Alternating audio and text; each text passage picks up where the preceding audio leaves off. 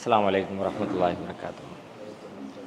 அல்ஹம்துலில்லாஹ் நஹ்மதுஹு வ நஸ்தஈனுஹு வ நஸ்தக்ஃபிருஹு வ நஊது பில்லாஹி மின் ஷுரூரி அன்ஃபுஸினா வ மின் ஸய்யிஆத்தி அமாலினா. மன் யஹ்திஹில்லாஹு ஃபலா முضில்ல லஹு வ மன் யுض்லில்ஹு ஃபலா ஹாதிய லஹு. வ அஷ்ஹது அன் லா இலாஹா இல்லல்லாஹு வஹ்தஹு லா ஷரீக லஹு வ அஷ்ஹது அன்ன முஹம்மதன் அப்துஹு வ ரசூலுஹு. அம்மா பஅத். அன்பிற்குரிய சகோதரர்களே, மிக்க மேலானவன் என்கிற சூரத்துல் அலாவுடைய விளக்கங்களை நாம் தொடராக பார்த்து வருகிறோம். அதில் இறுதியாக இன்னஹு யஅலமுல் ஜஹ்ர வமா யக்ஃபா, அல்லாஹ் வெளிப்படையானவற்றையும் மறைவானவற்றையும் அறிகிறான் என்கிற வசனத்திற்குரிய விளக்கத்தை கடந்த வாரம் நம்ம பார்த்தோம். அதற்கு அடுத்தபடியாக அடுத்த வசனத்தில் வனு யஸ்ஸிருக்க லில் யுஸ்ரா, இந்த வசனத்தினுடைய விளக்கத்துக்கு போகிறதுக்கு முன்னாடி அதனுடைய மொழிபெயர்ப்பு நீங்கள் பார்த்துட்டு வந்திருப்பீங்கன்னு நினைக்கிறேன். வனு யஸ்ஸிருக்க லில் யுஸ்ரா என்ன மொழிபெயர்ப்பு போட்டிருக்கிறாங்க, மொழிபெயர்த்திருக்கிறாங்க?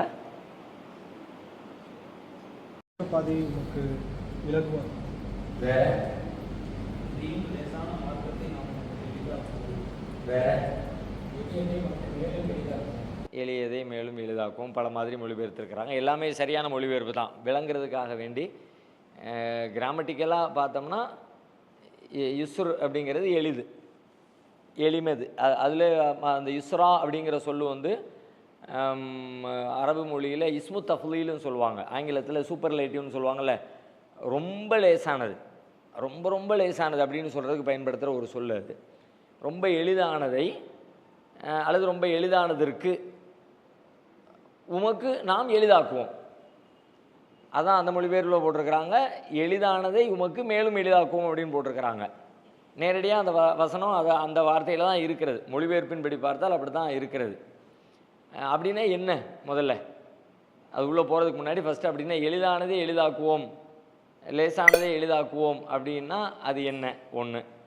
ரெண்டு, இன்னொரு கேள்வி அதுக்குள்ளே என்னன்னு கேட்டால், எளிதானதை எதற்கு எளிதாக்கணும்? சிரமமானதை தானே எளிதாக்கணும். இங்கே ஃபோன் இருக்குது, ஃபோனை நானே தூக்கி பாக்கெட்டில் வச்சுக்குவேன், ஆனால் உங்களுக்கு ஹெல்ப் பண்ண போகிறேன் அப்படின்னு யாராவது வந்து பண்ண அது இடைஞ்சலாக கூட போயிடும்.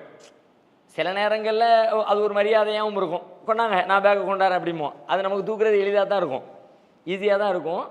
ஆனாலும் ஒரு மரியாதைக்காக வேண்டி இன்னும் தூக்கிக்குவோம், அப்படி சில நேரங்களில் இருக்கும். சில நேரங்களில் எளிதாக இருக்கிறது இன்னொருத்தர் வந்து நானும் ஹெல்ப் பண்ணுறேன்னு சொல்லி வந்தாருன்னா, ஏன்டா இந்த ஆள் நம்மளை போட்டு உசுறு எடுக்கிறாரு அப்படின்னு நினைக்கிற மாதிரி அது இடைஞ்சலாகவும் போயிடும்.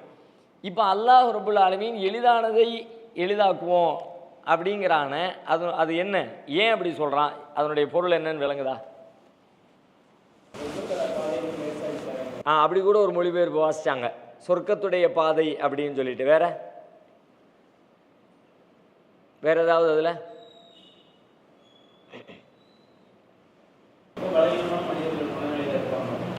அதனால ரொம்ப லேசானது கூட இன்னும் உனக்கு லேசு பற்றி கொடுத்தா தான் முடியும் அப்படிங்கிற மாதிரி.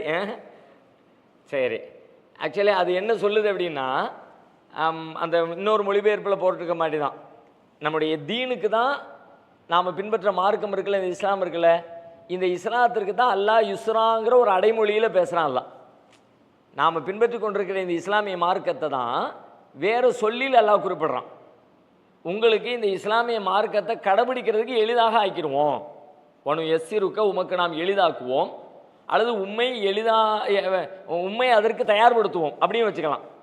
உமக்கு லேசாக போயிடும், அல்லது அதை செய்கிறது கூடிய கெப்பாசிட்டி உங்களுக்கு டெவலப் ஆகிரும். எதுக்கு அப்படின்னு கேட்டால், யுஸ்ராவுக்கு, மார்க்கத்தில் உள்ள விஷயங்களை கடைபிடிக்கிறதுக்கு. இன்னும் சில பேர் சில மார்க் அறிஞர் எப்படி விளக்கம் தர்றாங்கன்னா, ஜன்னத்திற்கு சுவர்க்கம் செல்லக்கூடிய பாதையை உமக்கு நாம லேசாக்கிடுவோம். சொர்க்கத்துக்கு நீங்கள் போகக்கூடிய பாதை சிரமமான பாதையாக இல்லாமல் லேசான பாதையாக ஆக்கிடுவோம். வேறு வார்த்தையில் சொல்கிறதா இருந்தால், நன்மைகளை செய்யக்கூடிய அந்த வேலையை உங்களுக்கு ஈஸி ஆக்கிடுவோம். நன்மை செய்கிறது ஈஸி, கஷ்டப்பட்டெல்லாம் நீங்கள் செய்ய வேண்டிய தேவையில்லை, ஈஸியாக நீங்கள் செஞ்சிடலாம். அப்படி நன்மையை செய்வதை ரொம்ப உங்களுக்கு நாம் எளிதாக ஆக்கிடுவோம். இன்னும் ஆழமாக சொல்கிறதா இருந்தால், அல்லாவுக்கு கட்டுப்படுறதே எளிதாக்கிடுவோம். அல்லாவுக்கு நீங்கள் கட்டுப்பட்டு எதையெல்லாம் செய்யணுங்கிறானோ, எதையெல்லாம் செய்யக்கூடாதுங்கிறானோ, அதையெல்லாம் செய்வதற்கும் செய்யாமல் இருப்பதற்கும் அது அவங்களுக்கு இயல்பாக ரொம்ப ஈஸியான ஒரு காரியமாக போயிடும். அல்லாஹ்வுக்கு கட்டுப்படுதல் என்பது சிரமமானதாக இருக்காது. ரொம்ப கஷ்டப்பட்டு சிரமப்பட்டு பெரும் தியாகம் செய்யணுமே அப்படியெல்லாம் மன உளைச்சலுக்கு ஆளாகி அப்படி அவங்க மார்க்கத்தை கடைபிடிக்க வேண்டிய அவசியம் இருக்காது. அல்லாஹ்வுக்கு கட்டுப்படுறதுங்கிறது அவங்களுக்கு மகிழ்ச்சியானதாக, ரொம்ப சுலபமானதாக, அதை செய்கிறதுல ஒரு ஈடுபாடு உடையதாக, விருப்பத்திற்குரியதாக அப்படி அல்லாஹ் ரப்புல் ஆலமீன் மாற்றிடுவான். மேலே உள்ள வசனத்தின் தொடர்ச்சியாக இதை நீங்கள் பார்த்தீங்கன்னா மேலே என்ன சொன்னோம்னா, அல்லாஹ் சனுக்ரி உக்க ஃபலா தன்சா, உமக்கு நாம் ஓதி காட்டுவோம் நீர் அதை மறக்க மாட்டீர் அப்படின்னு சொன்னான். அந்த வசனம் எதை வாக்குறுதியாக கொடுத்துச்சுன்னு கேட்டால், அவர்களுக்கு அருளப்படுகிற இந்த மார்க்கத்தின் செய்தியை, அறிவை அல்லாஹ் பாதுகாக்கிற பொறுப்பை எடுத்துக்கொண்டான்னு அந்த வசனம் சொல்லுது.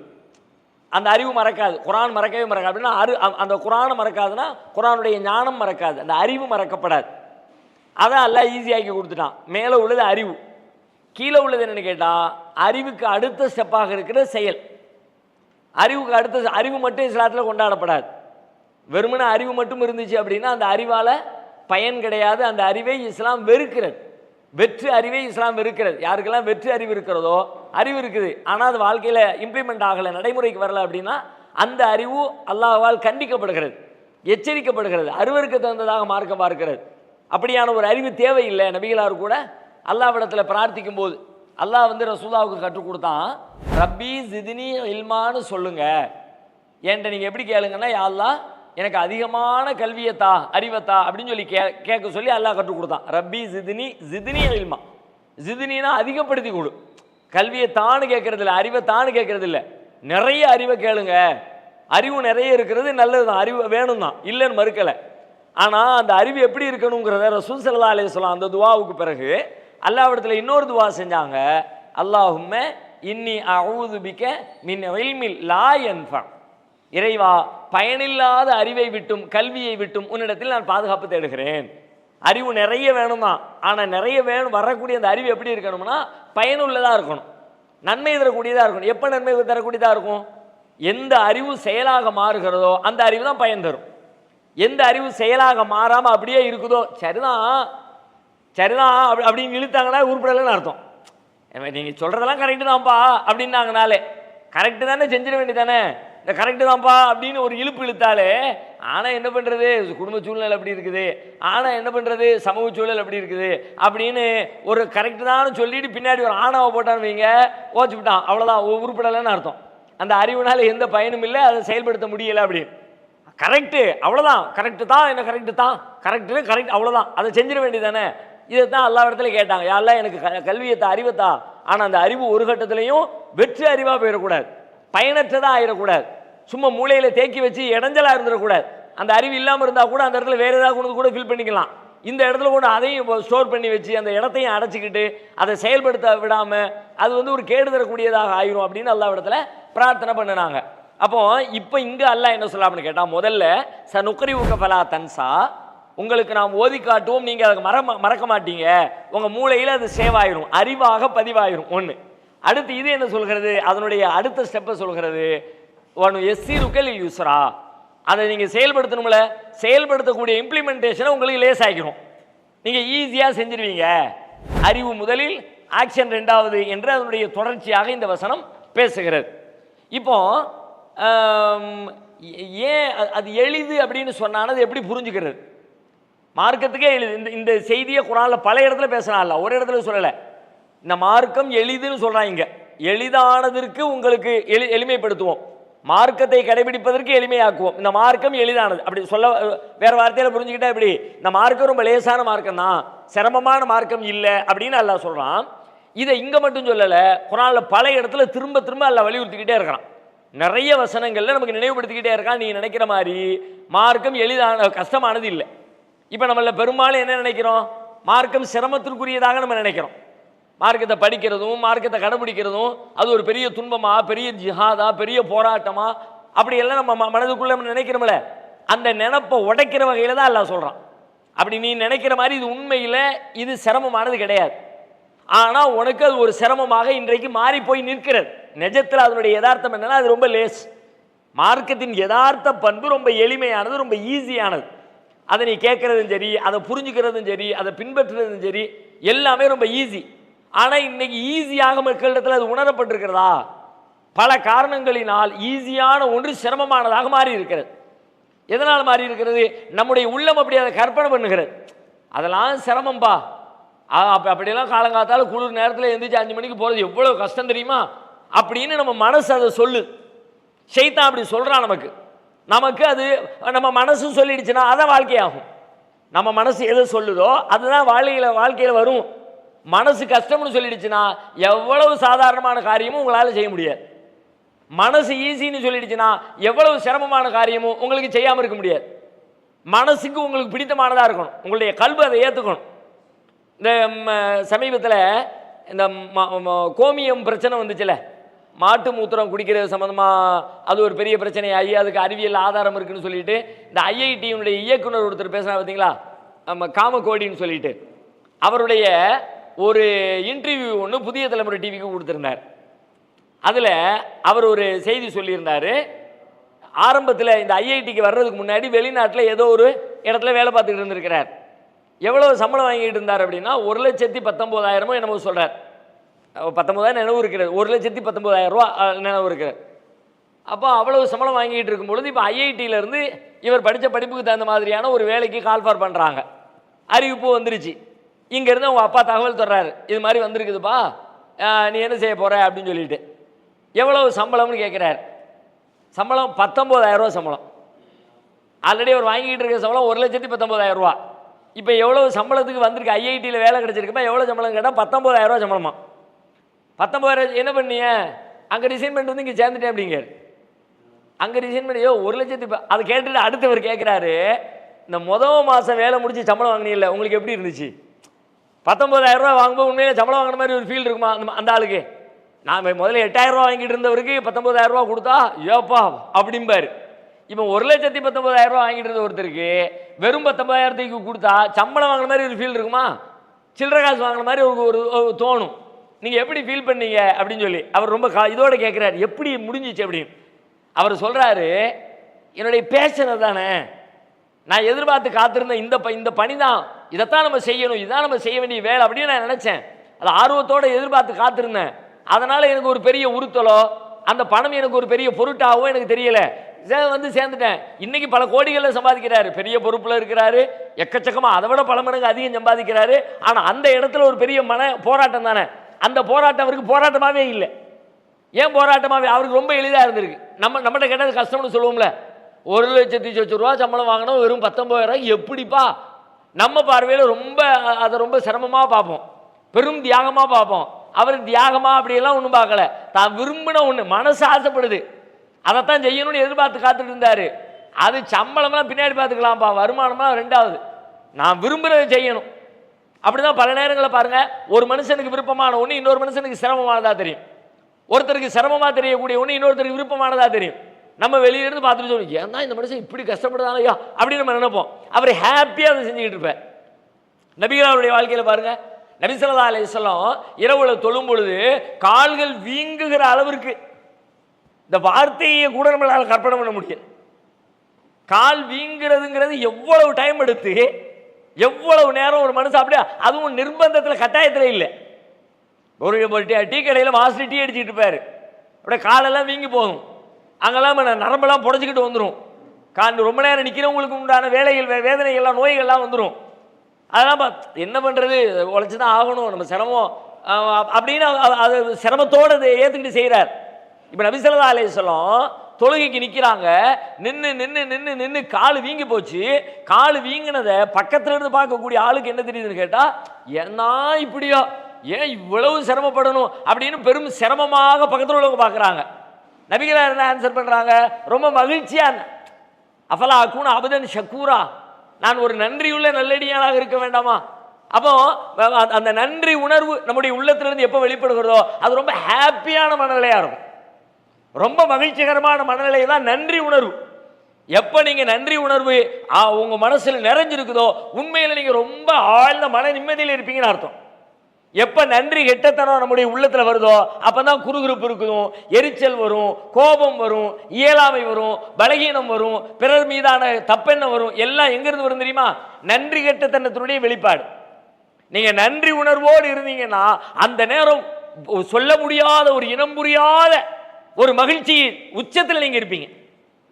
ஒரு பெரிய நன்மையை நீங்க அனுபவிச்சிட்டீங்க, அவருக்கு நீங்க ரிப்ளை பண்றீங்க, இவ்வளோ பெரிய உதவி செஞ்சீங்க, நீங்க ரொம்ப நல்லா இருக்கணும், அல்லாஹ் உங்களுக்காக நான் ரொம்ப பிரார்த்திக்கிறேன், அப்படியே உள்ளத்துல இருந்து வெறும் வாயிலிருந்து இல்லாம சும்மா கொடுத்தவனை ஏமாத்துறதுக்காண்டி இல்லாம நிஜமாகவே ஃபீல் பண்ணீங்கன்னா நீங்க மகிழ்ச்சியின் உச்சத்தில் இருப்பீங்க. இப்ப நபிகளார் சொல்றாங்க, தொழுகிற நேரத்தில் நான் மகிழ்ச்சியின் உச்சத்தில் இருக்கிறேங்கிறான். நான் நன்றியுள்ள நல்லடியானாக இருக்க வேண்டாமாங்கிற பொருள் வார்த்தைக்கு என்ன அர்த்தம்? அப்போ ரசூலுல்லாஹ் காலு வீக்கம், என்ன வீக்கம் அதெல்லாம் கண்ணுக்கே தெரியல, அதெல்லாம் ரெண்டாம் பட்சம், அப்படியே ஹாப்பியா இருக்கிற சந்தோஷமா இருக்கிறாங்க நபி ஸல்லல்லாஹு அலைஹி வஸல்லம். அப்ப இந்த மாதிரி அது ரசூலுல்லாஹ்க்கு லேசாக்கப்பட்டுருச்சுன்னு அர்த்தம். அதுல அல்லாஹ் கொடுத்தால வாக்குறுதி, மனு யஸ்ஸிருகல் யுஸ்ரா, நல்ல காரியத்தை செய்யறது உங்களுக்கு ரொம்ப லேசாகிடும். அது லேசாயிடுச்சு. ஏன் லேசாகுது? எதனால இது லேசாகுது? உண்மையில அல்லாஹ் இப்படி குர்ஆன்ல பல இடத்துல சொல்றானே, எங்கெல்லாம் சொல்றான் பாருங்க. ஒரு ஷார்ட்டா நீங்க பாத்தீங்கன்னா திருக்குர்ஆன்ல சூரத்துல் ஹஜ் 22வது அத்தியாயத்தில் 78வது வசனம், அதுல அல்லாஹ் சொல்றான், மா ஜஅல அலைக்கும் ஃபித்தீனி மின் ஹரஜ் மில்லத அபீக்கும் இப்ராஹிம். உங்களுடைய அது ஒரு பெரிய வசனம், அதுல இடையில வர்ற ஒரு துண்டு மட்டும் நான் வாசிக்கிறேன். மா ஜஅல அலைக்கும் ஃபித்தீனி மின் ஹரஜ் மில்லத அபீக்கும் இப்ராஹிம். உங்களுடைய தந்தையாக இருக்கிற இப்ராஹிமுடைய இந்த மார்க்கத்தில் உங்களுக்கு எந்த சிரமத்தையும் நான் ஆக்கவில்லை. இந்த மார்க்கத்தில் நீ சிரமம்னு நினைச்சேன்னா தப்பா நினைக்கிறேன்னு அர்த்தம். அதுக்கு நீ வைத்தியம் பார்க்கணும்னு அர்த்தம். நோய் வந்திருக்கு, அந்த மனசுக்குள்ள நோய் இருக்குன்னு அர்த்தம். இந்த நோய்க்கு வைத்தியம் பார்த்தா சிரமமா இருக்கிறது சிரமம் இல்லைங்கிறது புரிஞ்சு போயிடும். அந்த வேலையை பார்க்கணும். இந்த வசனத்தில் சொல்றான். அதே மாதிரி இதே கருத்தை நோன்பை பற்றிய சட்டங்களை சொல்லிக்கொண்டே வருகிற ஒரு இடத்துல சூரா பக்ராவில் 2வது அத்தியாயம் 185, அதுவும் ஒரு பெரிய வசனம், நமக்கெல்லாம் தெரிஞ்ச வசனம் தான். நோன்பு காலத்தில் ரமலான்ல குர்ஆன் அருளப்பட்டுச்சு, அது உண்மையும் பொய்யும் பிரித்து காட்டுது, அப்படிலாம் வரும்ல. ஷஹ்ரு ரமலான் அல்லதி உன்சில ஃபீஹில் குர்ஆன் உதல்லின் நாஸ், மனித குலத்திற்கு நேர்வழி காட்டக்கூடியது, வபையினாத்தி மினல் ஹுதா வல் ஃபுர்கான், சத்தியத்தையும் அசத்தியத்தையும் பிரித்து காட்டக்கூடியது. அந்த வசனத்தின் தொடர்ச்சியில் நோயாளியா இருக்கிறவங்க வேற நாளில் வச்சுக்கோங்க, பயணியா இருக்கிறவங்க வேற நாளில் வச்சுக்கோங்க, இப்படி எல்லாம் சொல்லிட்டு முடிக்கிறான் அல்லாஹ். யுரீதுல்லாஹு பிக்குமுல் யுஸ்ர வலா யுரீது பிக்குமுல் உஸ்ர. அல்லாஹ் உங்களுக்கு லேசைத்தான் நாடுகிறான், எளிதைத்தான் நாடுகிறான். வலா யுரீது பிக்குமுல் உஸ்ர், அல்லாஹ் உங்களுக்கு சிரமத்தை கஷ்டத்தை நாடவில்லை. நீ சிரமப்படுறதுக்காக வேண்டி எதையும் நான் தரலப்பா அப்படின்னு இந்த வசனத்திலையும் சொல்லுகிறான். அதே மாதிரி சூரா தாஹாவுடைய 2வது வசனம், தாஹா 20வது அத்தியாயத்துடைய 2வது வசனம், தாஹா மா அன்ஸல்னா அலைக்கல் குர்ஆன லிதஷ்கா. நீங்க சிரமப்படுறதுக்காக நீ இந்த குர்ஆனை உங்களுக்கு நான் வழங்கவில்லை. குர்ஆனை வழங்குறது, குர்ஆனை படிச்சு ஃபாலோ பண்றதுக்குள்ள அப்படியே குர்ஆனை படிச்சு ஹாப்பியா இருக்கிறதுக்கு தான், குர்ஆனை படிச்சு நிம்மதியா இருக்கிறதுக்கு தான், குர்ஆனை படிச்சு உங்களை வாழ்க்கையை எளிதாக்கிக்கிறதுக்கு தான்.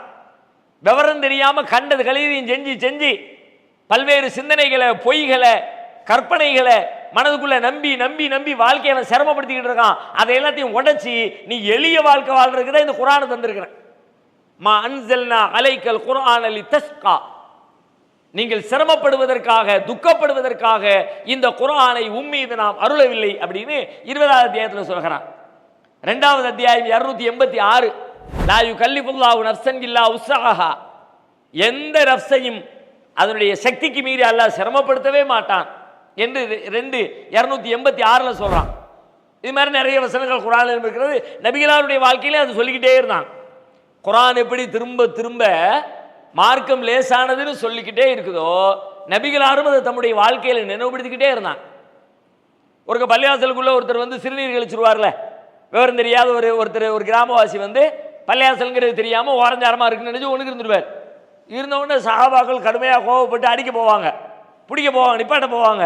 ரசூலுல்லாஹ் எல்லாத்தையும் நிப்பாட்ட சொல்லி, நில்லு நில்லு, அவசரப்படாத, அவர் ஒண்ணுக்கு இருந்து முடிச்சுக்கிட்டோம் அப்படின்னு அவர் சிறுநீர் கழிச்சு முடிக்கிற வரைக்கும் வெயிட் பண்ணிட்டு அதுக்கப்புறம் அவர் கூப்பிட்டு அட்வைஸ் பண்ணுவாங்க, தண்ணியை ஊற்றி அதை க்ளீன் பண்ண சொல்லுவாங்க. இப்போ சஹாபாக்களுக்கு ஒரு செய்தி சொல்லுவாங்க ரசூலுல்லாஹ், அதான் முக்கியமான செய்தி. எந்த இடத்துல எந்த செய்தி சொல்றாங்க பாருங்க. இன்னமா புழைத்தும் முயஸ்ஸிரீன் வலம் துபஅஸு முஅஸ்ஸிரீன். நீங்கள் எளிதாக்கக்கூடியவர்களாகத்தான் அனுப்பப்பட்டிருக்கிறீர்கள். வலம் துபஅஸு முஅஸ்ஸிரீன், சிரமப்படுத்தக்கூடியவர்களாக நீங்கள் அனுப்பப்படவில்லை. அவர் விவரம் தெரியாதவர், இஸ்லாம்னா என்னன்னு தெரியல, மார்க்கம் தெரியல, ஏதோ ஓரஞ்சாரத்தில் ஒதுங்குறதுக்கு இடம் வந்துட்டாரு. அடுத்தவங்களுக்கு நீங்க ஒரு விஷயத்தை எப்படி கற்பிக்கணும் அப்படின்னா லேசானது அதுதான் இந்த மார்க்கமே. இன்னமா புஇஸ்தும் முயஸ்ஸிரீன், லேசாக்கக்கூடியவர்களாகத்தான் நீங்கள் அனுப்பப்பட்டிருக்கிறீர்கள், சிரமப்படுத்தக்கூடியவர்களாக. நாம என்னைக்குமே அடுத்தவங்களுக்கு சிரமம் தரவர்களாக இருக்கக்கூடாது. நம்முடைய செயல்பாடுகளால், சிந்தனைகளால், பேச்சுக்களால் அடுத்தவருக்கு இடையூறு, சிரமம் அப்படி இருக்கவே கூடாது. ஏன்னா என் மார்க்கம் அப்படி இல்லை, என் மார்க்கம் அப்படி உனக்கு கற்று தரல. எளிதுதான் உன் வாழ்க்கையை லேசாக்குறதே என் வேலை. இன்னும் சொல்ல போனா இங்க நீங்க கரெக்டா யோசிச்சா அவர் இவங்களுக்கு சிரமத்தை கொடுத்துட்டார். பள்ளியாசல்ல இந்த மாதிரி அசுத்தம் பண்ணும்பொழுது சஹாபாக்களுக்கு தானே வேலை. தண்ணியலி ஊத்துறது யாரு, அதை கிளீன் பண்ணது யாரு? சஹாபாக்கள் தானே. அப்ப இவங்களுக்கு தான் சிரமம் கொடுத்தாரு. அவங்க அறியாமையில சிரமம் கொடுத்தாலும் நீ பதிலுக்கு போய் அவனுக்கு சிரமம் கொடுக்குற வேலையை பார்த்துறாரு, அவனுக்கு எளிமைப்படுத்து. அப்பதானே அவருக்கு இந்த மார்க்கத்தை பத்தி புரிதல் வரும். நீ செஞ்ச நான் செஞ்ச பழிக்கு பழி வாங்குறேன், பழிக்கு பழியெல்லாம் இருக்குப்பா, அதெல்லாம் ஒரு உச்சபட்ச கட்டம், வேற வழியே இல்லை, பயங்கரமா தாங்க முடியல, நிம்மதியே இல்லை, தூங்கவே முடியல, அப்படி ஒரு பேர் இழப்புக்கு ஆளாக்கிட்ட அந்த நேரத்தில் பழிக்கு பழி வாங்கிக்க தப்பு இல்லை. அது சமூகத்தில் ஒரு பெரும் சிக்கலை ஏற்படுத்திடும். ஒருத்தரை பார்த்து இன்னொருத்தர் காப்பி அடிச்சுக்கிட்டே இருப்பான், அந்த மாதிரி நேரத்தில் பழிக்கு பழி வாங்கிக்க. ஆனா இன்னைக்கு அற்பமான காரியத்துக்கெல்லாம் பழி வாங்கிட்டு இருக்கிறோம். அப்படியா? அன்னைக்கு வந்திருக்கும் போது என்னை மேடை கூப்பிடல, வா நம்மகிட்டையும் தான் லேசம் இருக்குது, நம்மகிட்டையும் தான் கூட்டம் இருக்குது, அவங்க மட்டும் தான் ஜமாத்தாகும் இயக்கமாகும், நம்மகிட்டையும் தான் இருக்குது, அந்த நேரத்தில் வச்சுக்குவோம். அற்பத்திலும் அற்பமான விஷயங்கள் எல்லாம் சில இடங்களில் கேள்விப்படுறோம். வீட்டுக்கு போய் இந்த குழந்தைகளை கொஞ்சிறதுல ரெண்டு பேருடைய குழந்தை ஒரே நேரத்தில் ஒரு வீட்டுக்குள்ள இருக்கும் பொழுது ஒரு குழந்தைய கொஞ்சிட்டு இன்னொரு குழந்தைய கொஞ்சாம விட்டாமனா அவன் செத்தான். அவன் புள்ள மட்டும் உங்க கண்ணுக்கு தெரியுது, என் புள்ள அங்க நீங்க தெரியல. உங்களுக்கு எதுவெல்லாம் நம்முடைய உணர்ச்சியை, ஈகோவை தூண்டி விடுத்து பாருங்க. அற்பத்தில் அற்பமான விஷயங்கள் எல்லாம். ஆனா அவ்வளவு பெரிய மேட்ரு பள்ளிவாசல்ல சிறுநீர் கழிச்சு அசுத்தப்படுத்தி வெளியே போன பத்தி விட்டு இருந்திருக்கலாம். அப்படி செஞ்சிருந்தா உலகத்துல யாரும் குறை சொல்லி போறதில்லை. அப்ப ரசூலுல்லாஹ் சொல்ல அட்வைஸ் பாருங்க, அதான் இவ்வளவு பெரிய வேலை பண்ணியிருக்காரு, அவருக்கு கூப்பிட்டு அட்வைஸ் பண்றது வேற. அதை விட்டுட்டு அதை தடுக்க போன ஆட்கள்கிட்ட இன்னமா புஇஸ்தும் முயஸ்ஸிரீன், நீங்கள் எளிதாக்கக்கூடியவர்களாக அனுப்பப்பட்டிருக்க, நீ அப்படி இருக்க கூடாது. அவன் செய்வான், அவன் ஏன் செய்வான்? அவன் தெரியாதவன், அறியாதவன் செய்வான். அறிஞ்சவனே அப்படி நடக்கலாமா? நாம கேட்போம்ல, நம்மளே பொதுவாக நம்முடைய வாழ்க்கையில் பல நேரங்கள் மாதிரி கேட்போம்ல, நீ எப்படிப்பா செய்ய போச்சு, தௌஹீத்காரன் நீ எப்படிடா வரதட்சணை வாங்க போச்சு, அப்படி கேட்பாங்கல்ல. அந்த மாதிரியான ஒரு குவாலிட்டியான ஒரு கேள்வியை நபிகளார் இங்க முன்வைக்கிறாங்க. இப்படி ரசூலுல்லாஹ்வுடைய வாழ்க்கையில பல கட்டங்கள் தொழுகையை பத்தி சொல்லும்போது சொல்லுவாங்கல்ல, இதா சல்லா அஹதுக்கும் லின்னாஸ், உங்களை யாராவது மக்களுக்கு தொலை வைக்கிற வேலையை ஏதாவது செஞ்சீங்க அப்படின்னா, இமாமத்து பண்ணினீங்கன்னா ஃபல்யு ஹஃபிஃப், லேசா ஷார்ட்டா தொலைவை. தனியா தொழுதானே நீட்டி தொழுதிக்க. ஏன்? பின்னாடி நோயாளிகள் இருப்பாங்க, பெண்கள் இருப்பாங்க, முதியவர்கள் இருப்பாங்க, குழந்தைகள் இருப்பாங்க, பலகீனர்கள் இருப்பாங்க. லேசுபடுத்துப்பா, சிரமப்படுத்தினால. வெளியூருக்கு ஆளுநர்கள் அனுப்பி வைக்கிறாங்க. முஆது பின் ஜபல் ஒரு ஊருக்கு அனுப்புறாங்க. அப்ப சொல்றாங்க ரசூலுல்லாஹ், அங்க போய் என்ன செய்யணும்? முதல்ல தாவா பண்ணணும். அதிகாரத்தின் கீழ் வந்துருச்சு. நீங்க அதிகாரம் பண்ணக்கூடிய ஒரு ஆட்சியாளராக போறீங்க, நீங்க போய் என்ன செய்யணும் தெரியுமா? முதல்ல அல்லாஹ்வை பத்தி சொல்லிக் கொடுங்க. அல்லாஹ் ஒருத்தன் தான், அவனை தான் வணங்கணும், அவனுக்கு இணை துணை இல்லை. மக்கள் அதை ஏற்றுக்கிட்டாங்க அப்படின்னா அவங்களுக்கு டெய்லி 5 தடவை தொழுகணுங்கிற தொழுகையை கற்றுக் கொடுங்க. அதுக்கும் அவங்க கட்டுப்பட்டுட்டாங்க அப்படின்னா அவர்களுடைய செல்வத்தில் அவங்க ஜக்காத்து கொடுக்க வேண்டும் என்பதை அவங்களுக்கு சொல்லிக் கொடுங்க அப்படின்னு சொல்கிறாங்க. சொல்லிட்டு லைனாக லிஸ்ட் போடல சொல்லுதா, களிமாவை சொன்னாங்க, தொழுகையை சொன்னாங்க, ஜக்காத்தை சொன்னாங்க.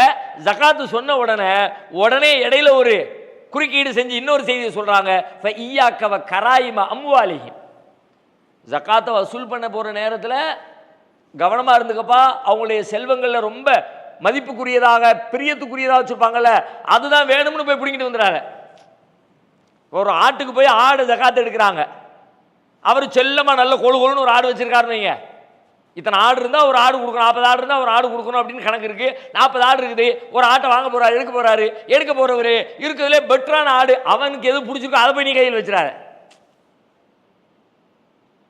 அவன் தர்றதை வாங்கிக்க, கணக்குப்படி என்ன உண்டு வாங்கிக்க, இதைத்தான் தருவேன், அதைத்தான் தருவேன், அதைத்தான் தரணும், இதைத்தான் தரணும், அப்படியெல்லாம் அவன்கிட்ட வம்புக்கு நின்றாதீங்க. லேசுப்பா, மார்க்க ரொம்ப லேசுப்பா, அதை லேசாகவே மக்கள் மத்தியில் முன்வைங்க. சிரமத்திற்குரியதாக நீ ஆக்கிறாதீங்க அப்படின்னு நபி ஸல்லல்லாஹு அலைஹி வஸல்லம் சொல்றாங்க. ஆயிஷா நாயகி ரசூலுல்லாஹ்வுடைய இயல்பான ஒரு கேரக்டரை சொல்றாங்க.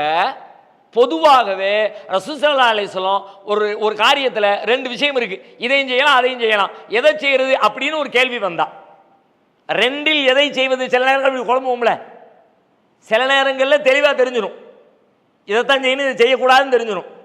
சில நேரத்தில் ரெண்டுமே செய்யலாம் ஆனால் எதை செய்யறது அப்படின்னு ஒரு கேள்வி வரும், குழம்பி நிற்போம். அந்த மாதிரி ரெண்டு காரியத்தை செய்ய வேண்டிய ரெண்டில் எதை செய்வது என்ற கேள்வி வந்தால் மா ஹுஜ்ஜிர ரசூலுல்லாஹி ஸல்லல்லாஹு அலைஹி வஸல்லம் பைன அம்ரைனி இல்லா அகத ஐஸரஹுமா, அப்படி ரெண்டுல எதை தேர்ந்தெடுக்கிறதுங்கிற கேள்வி வரும் பொழுது ரெண்டுல எது லேசோ அதை எடுத்துருவாங்க. அவ்வளோதான், ரொம்ப ஈஸியான முடிவு கான்செப்ட். ரெண்டு வந்தால் ரெண்டுல ஒன்று, எதுப்பா ரெண்டுல ஒன்று, சும்மா குத்து மதிப்பாக ஒன்றும் இல்லை, ரெண்டுல எதை ஈஸியாக செய்ய முடியும் அதை எடுத்துருவாங்க. நமக்கு ஒரு பாடம் சொல்லி தர்றாங்க, நீ சிரமமானதையெல்லாம் ஒன்று எடுத்துக்க தேவையில்லைப்பா, கஷ்டப்பட்டு மார்க்கத்தில் கஷ்டம் இல்லைப்பா. இப்படி குர்ஆனும் சொல்லுது, ஹதீஸும் சொல்லுது, திரும்ப திரும்ப நமக்கு நினைவூட்டி கொண்டே இருக்கிறாங்க.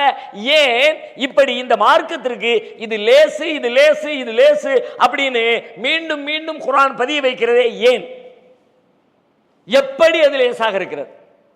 இதனால் அல்லாஹ் அதை லேஸ் என்று வர்ணிக்கிறான். அப்படி நீங்க யோசிச்சு பார்த்தீங்கன்னா ஒரு அருமையான பதில் ஒன்று நமக்கு கிடைக்கிறது.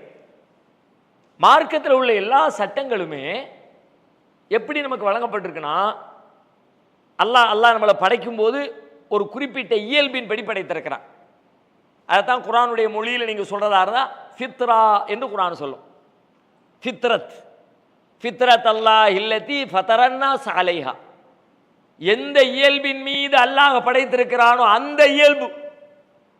ஒவ்வொரு மனுஷனையும் ஒரு குறிப்பிட்ட இயல்புல அல்லாஹ் படைச்சிருக்கான். உலகத்தில் இருக்க எல்லா மனுஷனையும் அந்த இயல்பு என்ன இயல்பு தெரியுமா? அல்லாஹ்வுக்கு கட்டுப்பட்டு நேர்மையா ஒழுக்கமா நடக்கிற அந்த இயல்பின் படி தான் உலகத்தில் எல்லா மனிதரும் படைக்கப்படுறான். உலகத்தில் மனுஷனா பிறக்கிற எல்லாரும் அப்படிதான் பிறக்கிறான். அவன் பிறக்கும் போதே அல்லாஹ் படைக்கிற நேரத்தில் உலகத்துக்கு மனுஷன் வரும் பொழுதே கெட்டவனாக, அல்லாஹ்வை மறுக்கிறவனாக, படக்கடவுள் கொள்கையை ஏற்றுக்கொள்கிறவனாக, இறைவனுக்கு இணை கற்பிக்கிற சிந்தனை அப்படியெல்லாம் யாரும் உலகத்துக்கு வர்றதில்லை. வந்ததுக்கு பிறகு உலகம் அவனை மாத்திடுது. வந்ததுக்கு பிறகு இங்க இருக்கிற சூழல், அவனுடைய பெற்றோர், அவனுடைய குடும்பம், அவனுடைய சமூகம். அன்னைக்கு ஒரு நண்பர் ஒருத்தர் சொல்றார், அந்த ஒரு பெரிய ஊர்வலம், சாமி அந்த திருவிழா ஊர்வலம் ஒன்று போகுது, அதில் பெரிய பெரிய சிலைகளை வைத்து கொண்டு அழைச்சிட்டு போகிறாங்க. அவருடைய 3 வயது குழந்தைய 2 வீலரை வச்சுக்கிட்டு நிற்கிறார். 2.5 வயசுலேருந்து 3 வயசு இருக்கும் பையனுக்கு. அவன் உட்கார்ந்துருக்கிறான், வண்டி கிராஸ் பண்ணி போகட்டுமேன்னு சொல்லி வெயிட் பண்ணி நிற்கிறாரு அந்த பக்கம் போகிறதுக்காக வேண்டி. வண்டி வண்டியாக போய்கிட்டே இருக்குது. போய்கிட்டே இருக்கும்போது அந்த பையன் அவன் அப்பாவை பார்த்து கேட்குறான். அவர் சொல்கிறார், இங்கே தான் பக்கத்தில், அப்பாவை பார்த்து என்ன கேட்குறான் அப்படின்னா, எதுக்குப்பா இந்த கல்லை தூக்கிட்டு போகிறாங்க?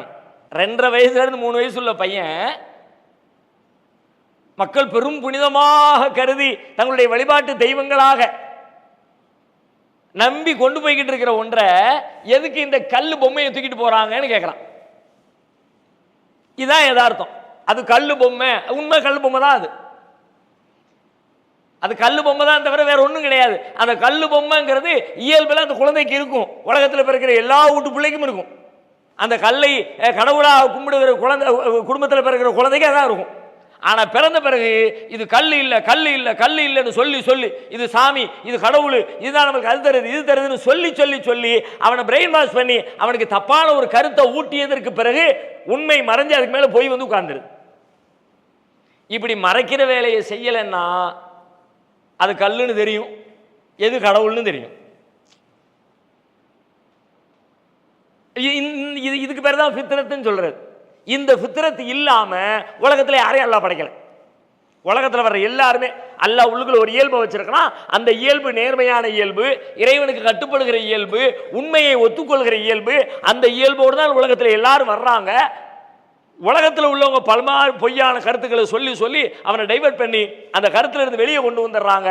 இப்போ அவனுடைய உள்ளத்துல அல்லாஹ் எதை வச்சு படைச்சானோ, எந்த இயல்பில் படைச்சானோ அந்த இயல்பின்படி வாழ்வது என்பது மனிதனுக்கு எளிதானது. அதைத்தான் குர்ஆன் சொல்லும். நீ இப்படி வாழு எதை சொல்லும்? ஆல்ரெடி அவன் கல்புக்குள்ள எது இருக்கோ அதை சொல்லும். நம்ம கல்புக்குள்ள இருக்கிறத ஒருத்தர் சொன்னார்னா நம்ம உடனே அக்செப்ட் பண்ணிடுவோம். இப்போ நீங்க எத்தனையோ உரைகள் கேட்குறீங்க, எவ்வளவோ பேர் பேசுறது கேட்குறீங்க. சில நேரங்களில் சில விஷயங்கள் டக்குன்னு நீங்க ஓகே சரி அவர் சொல்ற கரெக்ட் அப்படிம்பே.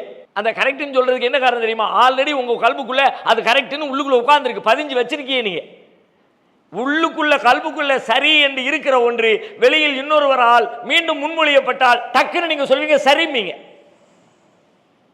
அது உள்ள இருக்கிறதுனால சரிங்கிறீங்க. உள்ள இல்லைன்னு வச்சுக்கோங்க, தடுமாறிக்கிட்டே நிப்பிய. சொல்லுதாரு பல மாதிரி சொல்றாரு, அதெல்லாம் ஆதாரம்லாம் சொல்ல என்ன செய்யறதுனா அவர் அப்படி வேற மாதிரி சொன்னார் அப்படின்னு யோசிப்பீங்க. உள்ளுக்குள்ள உள்ளது. அப்போ அல்லாஹ்வுடைய மார்க்கம் என்பது நம்முடைய ஃபித்ரத்தில் இயல்பில் என்ன இருக்குதோ அதைத்தான் அல்லாஹ் ரப்புல் ஆலமீன் மார்க்கமாக நமக்கு சொல்றான். அப்படியான இயல்பு நிலையில எதுவெல்லாம் இருக்குதோ அதுவெல்லாம் எளிதானது, நாமளா சிரமமாக்கி கொண்டாலே தவிர. இப்போ இரவுல சீக்கிரம் தூங்குறது, இரவு என்பது தூக்கத்துக்குரியது, ரொம்ப இயல்பானது, அதுக்கெல்லாம் பெரிய உழைப்பு மெனக்கடெல்லாம் தேவையில்லை. ஆனால் இன்னைக்கு இரவுல சீக்கிரம் தூங்குறது நமக்கு கஷ்டமா மாறி இருக்கா இல்லையா? இது இந்த சமூகம் உண்டாக்கி வச்சிருக்கிற மீண்டும் தூங்கிடாத ஒரு நாள் முதல்ல தூக்கம் தான் வந்துச்சு. குழந்தையா இருக்கும்போது தூங்கிட்டு தான் இருந்தோம், சின்ன பையனா இருக்கும்போது தூங்கிட்டு தான் இருந்தோம்.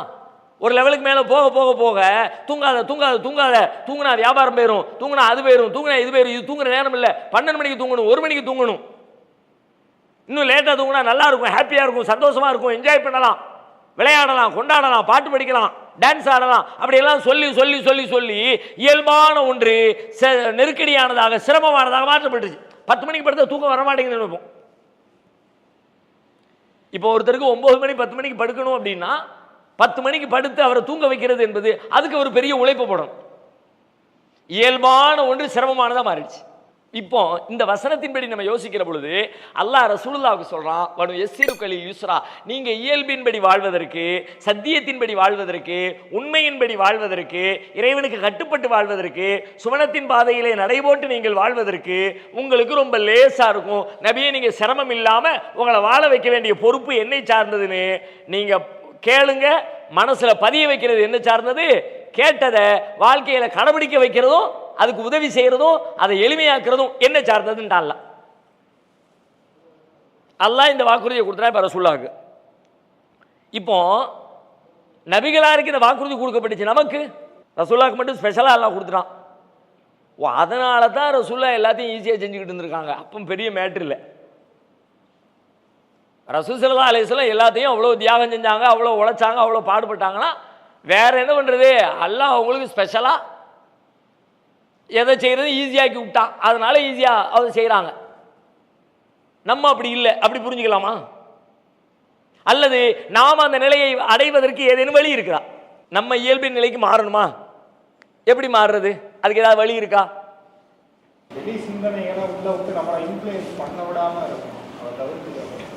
ஓகே, நல்ல பதில் தான். கண்டதையும் போட்டு இஸ்லாத்துக்கு முரணான விஷயங்களை, பொய்யான தப்பான செய்திகளை மீண்டும் மீண்டும் கேட்டு அதை ஆதரிக்கிற அந்த விஷயத்தை குறைச்சிக்கிட்டு குரானுக்குள்ள ஹதீஸுக்குள்ள அல்லாஹ்வுடைய மார்க்கத்துக்குள்ள நாம் மீண்டும் மீண்டும் சிந்திச்சு அதை கேட்டு அதை உள்வாங்கினோம்னா தேவையில்லாமல் நம்ம டைவர்ட் ஆக மாட்டோம். ஓகே, வேற ஏன்னா ரொம்ப முக்கியமான நம்ம வாழ்க்கையை அல்லாஹ் லேசாக்கிட்டான்னு வைங்க, நல்லது செய்யறதுக்கு லேசாக்கிட்டான்னு வைங்க, அவ்வளோதான் முடிஞ்சு போச்சு. அதுக்கப்புறம் நமக்கு பெரிய பயானோ அறிவுரைகளோ யாரும் வெளியிலேருந்து சொல்ல வேண்டிய தேவையே இல்லை. மீண்டும் மீண்டும் சில பேர் புஷ் பண்ண வேண்டியது இருக்குல்ல, நம்மளே சொல்லிக்கிட்டு இருப்போம், கொஞ்சம் சார்ஜ் இறங்கிருச்சுப்பா, இந்த நோம்புக்குள்ளே இருந்த மாதிரி நோம்பு முடிஞ்ச பிறகு இல்லைப்பா, இப்படி எல்லாம் பல பஞ்சாயத்து இருக்குல்ல, பல கோளாறு இருக்குல்ல, எந்த கோளாறுக்கும் வேலை இல்லை. மார்க்கத்தில் நீங்கள் பெரிய தியாகம் செய்யுங்க, பொருளாதாரத்தை அள்ளி கொடுங்க, அதை பண்ணுங்க, இதை பண்ணுங்க, அல்லாஹ் அதிகமாக நின்று தொழுவுங்க, அப்படியெல்லாம் உங்களுக்கு பெரிய அறிவுரைகள்லாம் சொல்ல தேவையில்லை. தொழுவுதான் நன்மை, அல்லாஹ் இடத்துல அல்லாஹ் இதை வலியுறுத்துறான், அல்லாஹ் இதை நமக்கு கட்டளையிட்டு இருக்கிறான், அல்லாஹ் இதை நமக்கு எச்சரிச்சிருக்கிறான் அப்படின்னு ஒரு வார்த்தை சொன்னால் போதும், உடனே நீங்கள் ஒபே பண்ணிடுவீங்க. ஏன்னா உங்களுக்கு அது ஈஸியாக இருக்க, உங்களுக்கு விருப்பமானதா இருக்க, அவ்வளோதான் தலைகீழாயிருவீங்க நீங்க. அதனால இதுக்கான வழியை கண்டுபிடிச்சிட்டீங்கன்னு வைங்க, வழி இருக்கான வழி இருக்கு, சும்மா கதை சொல்லலை. நீங்க ரொம்ப கற்பனையில மூளையை போட்டு கசக்கவும் தேவையில்லை, வழியையும் சேர்த்தே அல்லாஹ் சொல்றான். அல்லாவே இதுக்கான வழியை நீ சிம்பிளா அல்லாஹ்வுக்கு கட்டுப்பட்ட ஒரு நல்ல முஸ்லிமா இந்த சொர்க்கத்தின் பாதையை லேசாக்கி தர்றதுக்கு நான் உனக்கு ரூட்டு சொல்றேன்னு அல்லாஹ் சொல்றான். அப்படி அது சொல்லப்பட்ட ரூட்டு என்ன? வேற யாருக்கா தெரியுமா? அல்லாஹ்வை பற்றி பயப்படணும். வேற இது இது எல்லாம் நீங்க டோட்டலா இஸ்லாம் குறித்து அறிந்து வைத்திருக்கிற பொது நம்பிக்கையின் அடிப்படையில் சொல்லுகிற தகவல்கள். நான் சொல்றது நேரடியாகவே உனக்கு லேசான வழிக்கு எளிதானதுக்கு எளிதாக ரசூலாவுக்கு சொன்ன மாதிரி ரசூலாவுக்கு ஏன் சொன்னான்றதும் இருக்குது, நமக்கும் அல்லாஹ் சொல்றான், அதுக்கான வழியையும் சேர்த்து சொல்றான். உனக்கும் அதே மாதிரி உன்னையும் லேசாக்கிறவன். அப்படி ஏதாவது குறிப்பா யாராவது கேள்விப்பட்டிருக்கோமா, தெரிஞ்சிருக்கோமா, பார்த்துருக்கோமா, படிச்சிருக்கோமா? ஓகே, விரும்பி செய்யணும். விருப்பத்துக்கு என்ன பண்றது? விரும்பி செய்யணும், விருப்பமே இல்லைப்பா. அவருக்கு பிடிச்சிருக்கு செய்தார், எனக்கு பிடிக்கவே இல்லைப்பா. எனக்கு எப்படி பிடிக்க வைக்கிறது? பிடிச்சிருச்சுன்னா ஓகே. இதை விட இன்னொரு செய்தி பாருங்க, 49வது அத்தியாயம் வாசிங்கன்னா நல்லா இருக்கும்னு நினைக்கிறேன். 49வது அத்தியாயம் 7வது வசனம், 49:7. பல விஷயங்கள் இருக்கு, அதுல முக்கியமான விஷயம் நம்ம பேசிக்கிட்டு இருக்க செய்தியும் அதுக்குள்ள வருது. 49:7 சூரத்துல் ஹுஜராத். முழுசா வாசிங்களேன். அதிகமான காரியங்களில் அவர் உங்களுக்கு கட்டுப்பட்டிருந்தால் சிரமப்பட்டிருப்பீர்கள். மாறாக அல்லாஹ் நம்பிக்கையை உங்களுக்கு விருப்பமானதாக ஆக்கினார், அதை உங்கள் உள்ளங்களில் அழகாக்கினார். இறை மறுப்பையும் குற்றத்தையும் மாறு செய்வதை உங்களுக்கு வெறுப்பாக்கினார். அவர்களே நேரில் நிறைய விஷயங்கள் இந்த வசனம் பேசுது. முதல்ல ஸ்டார்டிங்ல எப்படி வருது? வஅலமு அன்னஃபீக்கும் ரசூல் அல்லாஹ், உங்களோடு அல்லாஹ்வுடைய தூதர் இருக்கிறார், அறிந்து கொள்ளுங்கள். ஃபர்ஸ்ட் ஒரு இன்ஃபர்மேஷன். லவ் யுதீஉக்கும் ஃபீ கஸீரின் மினல் அம்ரில் அனித்தும், நிறைய விஷயங்கள்ல நீங்க விரும்புறதுக்கு அவர் கட்டுப்பட்டிருந்தார். நீங்க நினைக்கிற மாதிரி அவர் சரி சரின்னாருன்னா அவ்வளவுதான், அது ஓந்தலையில விழுந்துரும், உனக்கு பெரிய சிரமம். ரசூலுல்லாஹ் மக்கள் விரும்புற மாதிரி நடக்கல, அவங்களுக்கு எது நல்லதோ அதன்படி நடந்தாங்க. மக்களுக்கு இது செஞ்சா நல்லா இருக்கும், அது செஞ்சா நல்லா, ஆயிரம் கேட்பான். அவன் கேட்பான்றதுக்காக வேண்டி தலைவராக இருக்கிறவர் தலையாட்டிடக்கூடாது. ஆனால் இன்னைக்கு பெரும்பாலும் பாருங்க தலைமைகள் எப்படி இருக்கிறது? மக்களுடைய நாடி துடிப்பு என்னவோ, மக்கள் என்ன விரும்புகிறாரோ அதற்கேற்ப போகலாட்டி மக்கள் நம்மளை வெறுத்துருவான், நம்மளை விட்டு வெளியே போயிடுவான். அதனால அவன் விரும்புவதை கொடுக்கிற தலைமைகள் தான் இன்றைக்கு உலகத்தின் பெரும்பாலான தலைமைகள். ஆனா அல்லாஹ் சொல்றான், நீ விரும்புறதை இந்த தூதர் தரமாட்டாரு, தந்தாருன்னா அது ஓன் தலையில மண்ணெளி போடுற மாதிரி பாத்துக்க. லவ் யுதீஉக்கும் ஃபீ கஸீரின் மினல் அம்ரில் அனித்தும், அதிகமான காரியங்களில் அவர் உங்களுக்கு கட்டுப்பட்டிருந்தால் நீங்கள் சிரமப்பட்டிருப்பீர்கள். அதனால அவர் உங்களுக்கு கட்டுப்படாம என்ன பண்ணாரு? அவரா எது சரியோ அதை இப்படிதான் செய்யணும்னார், இப்படிதான் வாழணும்னு ஃபோர்ஸ் பண்ணார். ஏன் அப்படி? நீ வாழ்ந்தா அதான் உனக்கு நல்லது. நீ விவரம் தெரியாம கேட்கிற, நீ விவரம் தெரியாம சொல்றேன்றதுக்காக வேண்டி விவரம் தெரிஞ்ச தலைவர் அதே ரூட்டுக்கு போக கூடாதுப்பா. நீ எந்த ரூட்டுக்கு வரணுமோ அந்த ரூட்டை அவர் போடணும். நம்ம ஒரு ஊருக்குள்ள எதெல்லாம் மக்கள்கிட்ட பெரிய ஆதரவு பெற்றது, ஒரு வீடியோ போடுறோம், வீடியோ போட்ட உடனே ஊருக்குள்ள பார்த்தா வைரலா பறக்குது. ஒரு ஆள் வீடியோ போட்டார், வீடியோ பயங்கரமா போகுது, லட்சக்கணக்கில் வியூ, 10 மில்லியன் போகுது, 20 மில்லியன் போகுது. அப்பா உடனே இங்க அப்ப நம்ம அதே மாதிரி போடணும், ட்ரெண்ட் அதான். அதே மாதிரி இன்னொருத்த போட்டா அவனுக்கும் கிட்டத்தட்ட ஒரு 8 மில்லியன் போயிடுச்சப்பா. அப்ப அவனே மாதிரி அப்ப மக்கள் இதைத்தான் விரும்புகிறார்கள் தெரிஞ்ச உடனே அந்த ரூட்ல போனா நம்மளையும் மக்கள் விரும்ப ஆரம்பிச்சிருவாங்கன்னு இப்படி போறோம்ல. அந்த அந்த ரூட்டுக்கு போகாத. சரியா தப்பா, தேவையா இல்லையா, நன்மையா நன்மை இல்லையா, அதை யோசி தம்பி. மக்கள் நிறைய பேர் பார்க்கறான், நிறைய பேர் ஆதரவு கொடுக்குறான், நிறைய பேர் லைக் பண்றான், அதை வச்சு நீ முடிவு எடுக்க கூடாது. சரி எது தப்பு அதை வச்சு முடிவு எடுக்கணும். சில நேரத்தில் சரி வைரலா போகும், அப்ப பிரச்சனை இல்லை. தப்பு வைரலா போச்சா, தப்பான விஷயம் வைரல் போகத்தான் செய்யும். தப்பான ஆதரிக்கிறதும் உலகத்தில் அதிகம், தப்பை பார்க்கறவன் தான் அதிகம், தப்பை ரசிக்கிறவன் தான் அதிகம். ஒரு தலைவனுடைய குவாலிட்டி எப்படி இருக்கணும்? முதல் செய்தி. இரண்டாவது செய்தி பாருங்க, வலாகின் அல்லாஹ ஹப்பப இலைக்குமுல் ஈமான வ ஸய்யனஹு ஃபீ குலூபிக்கும். அல்லாஹ் உங்களுடைய உள்ளங்களில் ஈமானை பிரியத்திற்குரியதாக ஆக்கிவிட்டான், உங்கள் உள்ளங்களில் அதை அலங்காரமாக ஆக்கிவிட்டான். ஈமானு, அல்லாஹ், ரசூலு, அல்லாஹ்வுக்கு கட்டுப்படுறது அதையெல்லாம் ரொம்ப பிரியம், உங்களுக்கே பிடிச்சிருக்கு.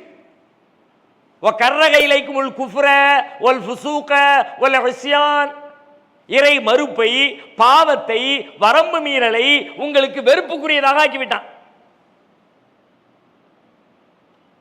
ஒருத்தருக்கு அந்த பாவத்தை செய்யவே பிடிக்கலங்க, 2-4 பேர் உட்கார்ந்து கழுவி ஊத்திக்கிட்டு இருக்காங்க, யாரையோ பத்தி புறம் பேசிக்கிட்டே இருக்கிறாங்க.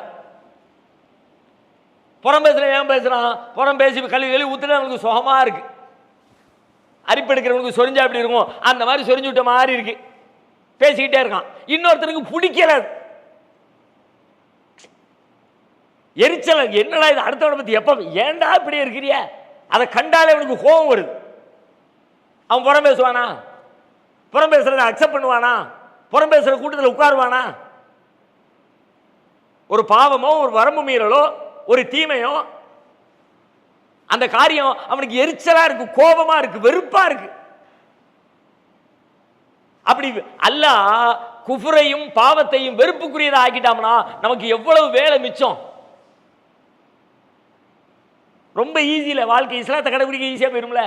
தொழுகிறது ரொம்ப ஹாப்பியா இருக்கு, தொழுகை விடுறது ரொம்ப பாரமா இருக்கு, ஜகாத்து கொடுக்கறது ரொம்ப ஹாப்பியா இருக்கு, அல்லாஹ் தர்றான் அல்லாஹ் கொடுக்குறோம்பா அப்படின்னு கொடுக்க கொடுக்க சந்தோஷமா இருக்கு. கேட்டுட்டாரே கொடுக்காம இருந்தா நல்லா இருக்காத, தெரிஞ்சால் வேற அஜர்த் வேற வந்திருக்கிறாரு அப்படியெல்லாம் போட்டு குழம்பி கிளம்பியெல்லாம் கொடுக்க தேவையில்லை. நல்ல காரியமா மனசார வச்சுக்கோங்க. இப்போ நமக்கு இன்னும் இந்த மாதத்துக்கு இந்த செலவுக்கு போதுமானது, செலவு பிடிங்க, இந்தாங்க பிடிங்க, 500 ரூபா பிடிங்க, 1000 ரூபா பிடிங்க. அந்த 1000 ரூபாய் கொடுக்கும்போது கொடுக்கவா வேண்டாமா, கையை அறுத்து கொடுக்குற மாதிரி சில பேருக்கு. காசை கொடுக்குறதுங்கிறது காசை கொடுக்கறது இல்லை, காசை கொடுக்குறதுங்கிறது அப்படியே கையை அறுத்து கொடுக்குற மாதிரி, பணத்தை கொடுக்க வேண்டியதா இருக்க அப்படின்னு. இன்னொருத்தருக்கு கொடுக்கறது அவ்வளவு ஈஸியா இருக்கு, அவ்வளவு மகிழ்ச்சியா இருக்கு, கொடுத்து அந்த மனுஷன் வாழ்ற வாழ்க்கையை பார்த்து அந்த நல்ல செயலை பார்த்து அல்லாஹ் நல்ல காரியத்துக்கு கொடுக்க வச்சான் அப்படின்னு ஹாப்பியா இருக்கிறார். நம்முடைய இயல்புல அல்லாஹ் உண்மையை நல்லதை பிரியத்திற்குரியதாக பாவத்தை வெறுப்புக்குரியதாக ஆக்கிட்டாம்னா நாம அவ்வளவுதான் நல்ல முஸ்லீம் ஆயிட்டோம்ல. சஹாபாக்களை பத்தி இங்க சொல்றான், அவங்களுடைய உள்ளத்துல ஈமான பிரியத்துக்குரியதாக்கிட்டேன், தவறுகளை பாவங்களை வெறுப்புக்குரியதாக்கிட்டேன், அவ்வளவு உயர்ந்த மக்களாக அவங்க வாழ்ந்தாங்க. இப்ப கிட்டத்தட்ட நமக்கு முன்னாடி இருக்கிற கேள்வி இந்த வசனத்துல இருந்து ரசூல் ஸல்லல்லாஹு அலைஹி வஸல்லத்துக்கு மார்க்கத்தை கடைபிடிக்கிறது ரொம்ப எளிதாக நான் ஆக்கிட்டேன், அது மாதிரி நமக்கு ஏதாவது வச்சிருக்கானான்னு கேட்டா நமக்கும் அல்லாஹ் சொல்றான் 92வது அத்தியாயம் சூரத்துல் லைல்ல இதுக்கான காரணங்களை காரியங்களை என்ன செய்யணும் எப்படி செய்யணும் அப்படியே அல்லாஹ் படம் போட்டு விளக்குறான். 5வது அத்தியாயம் 92வது அத்தியாயம் 5வது வசனத்திலிருந்து 5, 6, 7, 8, 9, 10 சத்தமா வாசிங்க பார்க்கலாம். எனவே எவர் தான தர்மம் கொடுத்து தன் இறைவனிடம் பயபக்தியுடன் நடந்து நல்லவற்றை அவை நல்லவை என்று உண்மையாக்குகின்றாரோ அவருக்கு நாம் சுவர்க்கத்தின் வழியை லேசாக்குவோம். ஆனால் எவன் உலோபித்தனம் செய்து அல்லாஹ்விடமிருந்து தன்னை தேவையற்றவனாக கருதுகிறானோ இன்னும் நல்லவற்றை பொய்யாக்குகிறானோ அவனுக்கு கஷ்டத்திற்குள்ள நரகத்தின் வழியை தான் லேசாக்குவோம். இதுல அந்த 7வது வசனத்தை பாருங்க, அரபியில வாசிங்க பார்க்கலாம். 7வது வசனம் ஃபஸனு யஸ்ஸிருஹு லில் யுஸ்ரா. இப்போ நம்ம சூரத் ஆலாவில் என்ன பார்த்துக்கிட்டு இருக்கிறோம்? இப்போ பார்த்துக்கிட்டு இருக்க வசனம் என்ன? வனு யஸ்ஸிருக லில் யுஸ்ரா.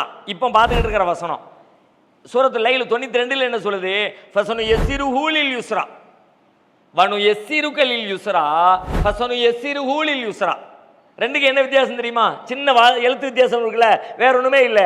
அந்த அந்த முன்னிலை படரை வித்தியாசம் தான். உண்மை நாம் உமக்கு நாம் எளிதாக்குவோம், அங்க என்ன கேட்டா அவருக்கு நாம் எளிதாக்குவோம். வனு யஸ்ஸிருக உமக்கு நாம் எளிதாக்குவோம், ஃபஸனு யஸ்ஸிருஹு அவருக்கு நாம் லேசாக்குவோம். அவருக்குங்கிறது எல்லாத்துக்கும், நம்ம எல்லாத்தையும் மூமின்கள் எல்லாத்தையும் குறிக்கிறது. அவங்களுக்கு சொர்க்கத்தின் பாதையை லேசாக்குவோம். இங்க சொல்றான் நபியே உமக்கு நாம் சொர்க்கத்தின் பாதையை லேசாக்குவோம், சூரா ஆலாவுல சொல்றான். ஆனா யாருக்கு லேசாக்குவோம்ன்ற காரணங்களை மேல சொல்றான்.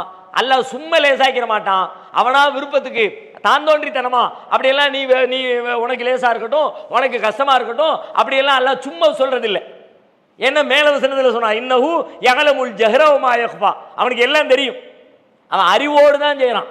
உன்னை லேசாக்குறான்னா லேசுக்கு ஒரு காரணம் இருக்கு, உன்னை கஷ்டமாக்குறான்னா கஷ்டத்துக்கு ஒரு காரணம் இருக்கிறது. லேசுக்கு என்ன காரணம் இருக்கிறது? ஃபஅம்மாமன் அஅதா வத்தகா வஸத்தக பில் ஹுஸ்னா ஃபஸனு யஸ்ஸிருஹு லில் யுஸ்ரா. 3 காரியத்தை அல்லாஹ் சொல்றான், 3 விஷயங்களை சொல்றான். ஃபஅம்மாமன் அஅதா யார் கொடுத்தாரோ,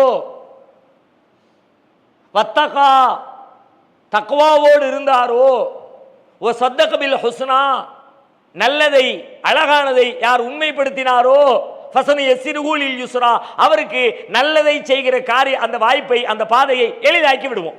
சோனம் செல்லுகிற பாதையை எளிதாக்கி விடுவோம். அல்லாஹ்விற்கு கட்டுப்படுகிற பாதையை எளிதாக்கி விடுவோம். யாருக்கு? அம்மாமன் அகத்தா, யார் கொடுத்தாரோ, வத்தகா தக்வாவோடு இருந்தாரோ, சத்தக பில் ஹுஸ்னா, ஹுஸ்னாவை உண்மைப்படுத்தினாரோ. கொடுத்தாரோனா 3 பாயிண்ட். இந்த 3 பாயிண்ட்டை முடிவெடுத்து வாழ்க்கையில் கடைபிடிக்க ஆரம்பிச்சுட்டு வைங்க, வாழ்க்கை தலையில். ஏன்னா அல்லாஹ் கொடுக்கிற கேரண்டி. கண்டிப்பா அல்லாஹ் வாக்குறுதி மாற மாட்டான். சும்மா போற போகல சொல்லிட்டு எல்லாம் போகல. அல்ல உனக்கு இந்த காரியங்களை செய்யறது, நான் தஹஜ்ஜத் தொழுகணும்னு நினைக்கிறேன் ஆனா தொழவே முடியல அப்படின்னு நீங்க வருத்தப்படுறீங்களா? நிறைய தர்மம் செய்யணும்னு ஆசைப்படுறேன் ஆனாலும் கொடுக்கறதுக்கு மனசு அறுக்குது அப்படின்னு நீங்க நினைக்கிறீங்களா? சமூகத்தில் பொதுவெளியில் நடக்கக்கூடிய தீமைகளுக்கு எதிராக போராடணும், நன்மைகளை அதிகம் செய்யணும் அப்படின்னு ஆசைப்படுறேன் ஆனாலும் என்னுடைய சூழல்னால, மனநிலையினால, வாழ்க்கை தரத்தினால என்னால் செய்ய முடியலன்னு வருத்தத்தில் இருக்கிறீங்களா? நல்ல பணிகளில் முன்னேறி செல்ல முடியல, தீமைகளை விட்டு என்னால் விலகி வர முடியல அப்படிங்கிற கவலையில் இருக்கிறீங்களா? எல்லாத்துக்கும் சேர்த்து அல்லாஹ் சொல்றான், 3 பாயிண்ட் சொல்றான். யார் கொடுத்தாரோ, என்ன கொடுத்தாரோன்னா என்ன? ஏன்னா கொடுத்தாரோன்னு சொன்ன உடனே நமக்கு முதல்ல நினைவுக்கு வர்றது பணம் மட்டும்தான். பணத்தையும் குறிக்கும், ஆனால் பணத்தை மட்டுமே குறிக்காது. பணத்தை கொடுத்தாரோன்னு அல்லாஹ் சொல்லலை. அம்மாமன் அகத்தா, யாரு கொடுத்தாரோ, என்னதை கொடுத்தாரோ, பிறருக்கு கொடுப்பதற்கு என்னவெல்லாம் இருக்குதோ, ஊருக்கு கொடுக்கறதுக்கு என்னவெல்லாம் இருக்குதோ, அல்லாஹ்வுக்காக கொடுக்கறதுக்கு என்னெல்லாம் இருக்குதோ அது எல்லாத்தையும் கொடுக்கணும். ஒன்று கொடுத்துட்டு ரொம்ப சூப்பர்னு சொல்லிடக்கூடாது. சில பேர் பணத்தை கொடுத்துருவாங்க, நேரத்தை கொடுக்க மாட்டேன்ருவாங்க. நேரமும் அல்லாஹ்வுக்கு கொடுத்தான், அதை பிறருக்கு கொடுக்க முடியும். அறிவு அல்லாஹ்வுக்கு கொடுத்தான், பிறருக்கு கொடுக்க முடியும். ஆற்றல் அல்லாஹ் கொடுத்தான், பிறருக்கு கொடுக்க முடியும். ஆலோசனை சொல்லக்கூடிய பண்பை அல்லாஹ் கொடுத்தான், பிறருக்கு கொடுக்க முடியும். அறிவுரை சொல்லக்கூடிய வாய்ப்பை அல்லாஹ் கொடுத்தான், பிறருக்கு கொடுக்க முடியும். பிறருக்கு கொடுப்பதற்கு எத்தனையோ விஷயம், உங்களுக்கு எதுவெல்லாம் தேவையோ அதுவெல்லாம் பிறருக்கும் தேவை. உங்களுக்கு எதையெல்லாம் தேவையோ அது எல்லாம் பிறருக்கு தேவை. அப்போ அதுல எதையெல்லாம் உங்களுக்கு பிறருக்கு கொடுக்க முடியுமோ எல்லாத்தையும் கொடு. பணம் இருந்தா பணத்தை கொடு, அறிவு இருந்தா அறிவை கொடு, நேரம் இருந்தா நேரத்தை கொடு, உழைப்பு இருந்தா உழைப்பை கொடு, வீரம் இருந்தா வீரத்தை கொடு, அன்பு இருந்தா அன்பை கொடு, கருணை இருந்தா கருணையை கொடு. கொடுக்கறதுக்கு என்ன வேணும் எல்லாம் இருக்கு. இது மட்டும்தான் இருக்கு அப்படிலாம் சொல்ல முடியாது. அதான் சொன்னாங்க, டெய்லி ஒவ்வொருத்தர் அவருடைய மூட்டுகளின் எண்ணிக்கையின் அளவிற்கு தர்மம் செய்யணும்னாங்க. தர்மம்னா பணம் கொடுக்கறதுங்கிறது பொருள் இல்லை. அதை ரசூலா அந்த செய்தியிலே விளக்குறாங்க. ஓட்டத்தில் ஏற முடியாம ஒருத்தர் இருக்கிறார், ஏத்தி விடு, தர்மம் தான். நல்ல வார்த்தையை சொல்லு, தர்மம் தான். ஒண்ணுமே சொல்லாம சும்மா இருப்பா, அது கூட தர்மம் தான்ப்பா. 4 பேர் உட்காந்து கதை இழக்கிறான், எல்லாம் ஊர் பலா. இப்ப கப்பு சிப்புன்னு வாய்க்கு பூட்டு போட்டு உட்காரு, தர்மம் தான். அவனுக்கு ஜாலரா அடிக்காம, ஆமா அப்பமே தெரியுங்க அவன் போற போக்கு, அவன் ஸ்டைலும் அவன் கலரும் அவன் ட்ரெஸ் பண்ணிக்கிட்டு இருந்த விதமும் அப்பமே நான் நினைச்சேன். இப்படி எல்லாம் பக்கவாத்தியம் வாசிக்காம வாய்க்கு பூட்டை போட்டு உட்கார். ஒன்று பேசுனா நல்லதை பேசு, அடுத்த இல்லாத நேரத்தில் அவனை பத்தி எங்க பேசுறியா அப்படின்னு சொல்லு. இல்ல சொல்ல முடியலையா, பலவீனமா இருக்கிறியா, அது மாதிரி ஒரு நெருக்கடியில் இருக்கிறியா, வாயை மூடிக்கிட்டு சும்மா உட்கார்ந்துரு. ஃபல்யகுல் கைரன் அவள் யஸ்முத், வாயை மூடு, தர்மம் தான். இது கூட இந்த சமூகத்திற்கு கொடுக்கிற ஒன்று தான். எது கூட இப்படி இருக்கியல்ல, பேச மாட்டேன் பயத்திரம். அதுவும் இந்த சமூகத்துக்கு என்ன கொடுக்கிறீர்கள்? ஒரு கருத்தை கொடுக்கிறீர்கள். அநீதத்திற்கு நான் துணை போக மாட்டேன், பாவம் பேசுகிற மக்களோடு நானும் சேர்ந்து பாவம் சம்பாதிக்க மாட்டேன் என்கிற ஒரு கருத்தை உங்களுக்கு அருகில் இருக்கிற ஒருத்தருக்கு கொடுக்குறீங்க. ஆக்சுவலி மூடி இருக்கு, ஒண்ணுமே கொடுக்கலன்னு நம்ம நினைப்போம். சும்மா இருந்தா என்ன கொடுத்தோம், ஒன்றும் கொடுக்கல, கொடுக்குறீங்க. ஒண்ணுமே செய்யாததுக்கு எல்லாம் நன்மை கொடுக்குறான். நீங்க செய்றீங்க, உங்களுக்கு தெரியல, செய்றீங்க. என்ன செய்றீங்க? நல்லது பரவணும் அந்த கருத்தை நீங்க கொண்டு போய் சேர்க்கிறீங்க. நடிகர் ரஜினிகாந்தை பத்தி ஒருத்தர் ஒரு ஒரு இன்டர்வியூல ஒன்று சொன்னார். யாரையாவது பத்தி புறம் பேசுற ஒரு சபையில உட்கார்ந்துருந்தாருன்னா எஞ்சி போயிடுவாராம். உண்மையா போய் எவ்வளவு தூரம் தெரியல. ஒரு டீம்னு சொன்னால் படம் அது மாதிரி தயாரிப்பாளர்கள் எல்லாம் இருக்கும்போது ஒருத்தரை பற்றி ஒருத்தர் இயல்பாக பேசிக்கிட்டே இருப்பாங்க. அவர் என்னையா லேட் ஆகிட்டார், இவர் என்னையா அப்படி பண்ணிட்டாரு, டைரக்டர் சரியே இல்லைப்பா, அது அப்படி பண்ணலப்பா, இது இப்படி பண்ணலப்பா, நடந்துக்கிட்டே இருக்கும். ஆனா இவர் அந்த மாதிரி யாரையாவது பத்தி பேசக்கூடிய ஒரு சூழல் வந்தா கொஞ்சம் கூட யோசிக்காம உடனே அந்த ஸ்பாட்டை விட்டு எந்திரிச்சு வெளியே போயிடுவாருன்னு. நம்ம நேரடியாக பழகையெல்லாம் பார்த்து சொல்லலை, தெரியல நமக்கு. ஒருத்தர் சொன்னது சொல்றோம், அதை இன்னொருத்தர் சொல்றாருன்னா என்ன அர்த்தம்? நான் சொல்ல வந்தது அவருடைய கேரக்டருக்காக வேண்டி சொல்ல வரல. அதை இன்னொருத்தர் சொல்றாருன்னா அவர் அது பாதிச்சிருக்குல்ல. அந்த விஷயத்தை அவர் கன்வே பண்ணிட்டாரு. ரஜினி என்ன பண்ணிட்டாரு, இந்த மாதிரி அடுத்தவனை கழுவி ஊத்துறது தப்பு என்கிற விஷயத்தை, அந்த கருத்தை, அந்த போதனையை, அந்த பயான அடுத்தவனுக்கு பயான் பண்ணிட்டாரு. எப்படி பண்ணாரு? அவருடைய செயலின் வழியாக பண்ணினார். அவர் சொல்லி பண்ணல, எந்த வார்த்தைகளையும் பேசி பண்ணல, எதையும் பேசாம இருந்தார், அப்படியே பண்ணிட்டார். நபிகளாரை பத்தி என்ன ஆயிஷா நாயகி சொல்றாங்க, ரசூல் ஸல்லல்லாஹு அலைஹி வஸல்லம் வீட்டு குடும்பத்தில் உட்கார்ந்து எல்லாரோடையும் பேசிக்கிட்டே இருப்பாங்க. பாங்கு சத்தம் வந்துருச்சு, தொழுகைக்கான அழைப்பு வந்துருச்சு அப்படின்னா அப்ப ரசூலுல்லாஹ் எந்திரிச்சு போவாங்க. எப்படி போவாங்க தெரியுமா? ஏதோ முன்பின் அறிமுகம் இல்லாத ஒரு ஆள்கிட்ட இருந்து போவோமே,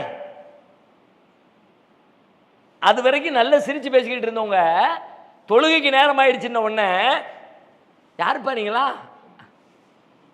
எப்படி இருக்கு பாருங்க. ஆயிஷா நாயகி சொல்றாங்க ரசூலுல்லாஹ்வுடைய கேரக்டர் பல நேரங்களில் நமக்கு தடுக்குது இல்லை. சில பேர்ட்ட போய் உட்காந்துட்டோம், தொழுகைக்கு நேரம் ஆயிடுச்சு, எதிர்த்து போக முடியல, உட்காந்துருக்கணும். ரசூலுல்லாஹ் யாருன்னே தெரியாது, புதுசா ஒரு ஆளை பார்த்தோம், புதுசா ஒரு ஆளுக்கு நம்ம என்ன பெரிய வெயிட் கொடுத்துருவோம்? தெரியாத ஒரு ஆளுக்கு ஒண்ணுமே கொடுக்க மாட்டோம்ல, நம்ம பேசாம போய்கிட்டு இருப்போம் நம்ம வேலையை பார்த்துட்டு.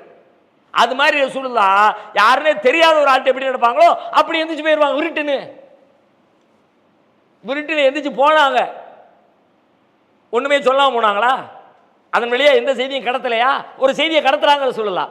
தொழுகை நேரம் வந்தால் அல்லாஹ்விற்கு அடிபணிய வாருங்கள், ஹய்யா அலஸ் ஸலா என்கிற அழைப்பு வந்தால் ஹய்யா அலஸ் ஸலாவுக்கு தான் நீ பதில் சொல்லணும். அல்லாஹ்வுக்கு பதில் சொல்றதை விட அவங்கள்ட்ட உட்கார்ந்து பேசிக்கிட்டு இருக்க பெரிய விஷயம் இல்லப்பா என்ற சூழலை இங்க சொல்லிட்டாங்க. எப்படி?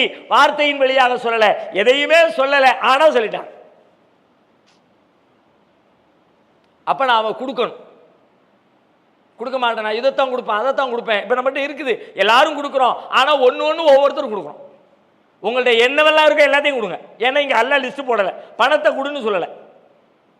பணம் இருந்தால் பணத்தை கொடு, சில நேரத்தில் நேரம் இருந்தால் நேரத்தை கொடு, சில பேர் ஆலோசனை தேவைப்படும், ஆலோசனை கொடு, ஆறுதல் தேவைப்படும். பரவாயில்ல விடுறா பார்த்துக்கலாம், 1 லட்ச ரூபா போனால் வாழ்க்கையை போயிடுச்சா அப்படின்னு சொல்ல வேண்டிய ஒரு ஆறுதலை கொடு. சின்ன பையன் ரோட்ல இருந்து அழுதுகிட்டு இருக்கான், தலையை வருடி விட்டு யாருடா ராசா எங்கடா போகணும், அப்பா பேருண்டா, ஒரு அன்பை கொடுங்க, கருணையை கொடுங்க. கொடுப்பதற்கு எவ்வளவு இருக்கு நம்ம இடத்துல. பணமும் காசும் மட்டும்தான் கொடுக்கறதுக்கா? அதுவும் ஓகே, அது பெட்ரு, அது சிறந்தது, அது உயர்ந்தது, இல்லைன்னு மறுக்கல. அதை பத்தி எல்லாம் நிறையவும் சொல்றான். ஆனா இங்க எதுக்கு? உங்களுக்கு நன்மையின் வாசல் எளிதாக வேண்டும் என்றால், சுவர்க்கத்தின் வாசல் எளிதாக வேண்டும் என்றால் அதுக்கு நீ கொடுன்னு மொட்டையா சொன்னா அப்படின்னா எதையெல்லாம் கொடுக்க முடியுமோ எல்லாத்தையும் கொடு. அம்மாவன் நகத்தா கொடு, ஒத்தக்கா ரெண்டாவது சொன்னா தக்வாவோடு இரு. தக்வாவோடு இருத்தல்லாம் என்ன? பிராக்டிக்கல் வடிவத்தில் அதை சொல்லுங்க பார்க்கலாம். Very good, very good, super. தக்வாவோடு இருத்தல் அப்படிங்கிறது நாம் பொதுவாக இறையச்சம்னு ஒரு சொல்லில் அதை கவர் பண்ணிடுறோம். சில நேரங்களில் சில சொற்கள் அதனுடைய முழுமையான கருத்தையோ அர்த்தத்தையோ நம்முடைய மனதில் பதிய வைக்காமல் கடந்து போயிடுது. ஏன்னா உண்மையில் தக்வா என்பதற்கு இறை அச்சம் என்று மொழிபெயர்ப்பது முழுமையான மொழிபெயர்ப்பு இல்லை. அகராதிப்படி பார்த்தா தக்வாவுடையவன், தக்வா என்கிற சொல் வகா என்கிற சொல்லிலிருந்து வந்தது அரபு மொழியில. வகா அப்படின்னா என்னன்னா காத்து கொண்டான்னு அர்த்தம். தற்காத்து கொண்டான், காத்து கொண்டான். ஒரு நெருப்பு இப்படி என்கிட்ட இப்படிம்பம்ல, ஒருத்தர் எந்த இப்படி பொருத்தினாரு, ஒரு வெடி எப்படி பொருத்தி போட்டார், ஒரு தீக்குச்சி எப்படி பொருத்தி போட்டார், கிட்ட வந்தோன்னு இப்படி நான் விலகவும் இல்லை, அந்த நெருப்பு என் மேல படாம என்ன காத்துக்கிட்டேன்ல, இந்த காத்து கொள்வதற்கு பேர் வக்கா. இப்படி ஒரு முஸ்லிம் தன்னை அல்லாஹ்வுடைய தண்டனையில் இருந்து காத்து கொள்ள வேண்டும். முத்தகி, தக்வாவுடையவர். தக்வாவோடு இருக்கணும்னா என்ன அர்த்தம்னு கேட்டா, அல்லாஹ்வுக்கு விருப்பம் இல்லாத தண்டனை தரக்கூடிய காரியங்களில் இருந்து தன்னை பாதுகாத்துக் கொள்கிறவர் என்று அர்த்தம். இந்த பாதுகாப்பு என்பது பயத்தால் வரும். பயத்தால் மட்டுமே வரும்னு சொல்ல முடியாது, பாசத்தாலும் வரும். எங்க அம்மாவுக்கு இது பிடிக்காது, அதனால நான் செய்ய மாட்டேன். எங்க அம்மாவுக்கு இது பிடிக்காது, அதனால செய்ய மாட்டேன் என்பது அம்மா அடிப்பா என்கிற அச்சத்தினாலும் வரலாம். ஐயோ அம்மா என் மேலே ரொம்ப பாசம் வச்சிருக்கா, அவ வெறுத்துட்டான்னா அம்மா கோபத்துக்கு ஆளாயிடக்கூடாத என்று அம்மாவுடைய மீது இருக்கிற அன்பின் காரணமாகவும் ஒரு காரியத்தை குழந்தை செய்யாமல் விட்டுவிடும். நாம் ஒரு காரியத்தை செய்யாமல் தவிர்க்கிறோம் என்றால் அல்லாஹ்வின் மீது இருக்கிற அச்சத்தாலும் சரிதான், அல்லாஹ்வின் மீது இருக்கிற அன்பினாலும் சரிதான். ரெண்டையும் சேர்த்து தான் வக்காவை குறிக்கும். ஆனால் நம்ம ஒரு பார்ட்டை மட்டுமே மொழிபெயர்ப்பில் வச்சிருக்கிறோம். அல்லாஹ்வை பயப்பட, அல்லாஹ்வை பயப்படும்.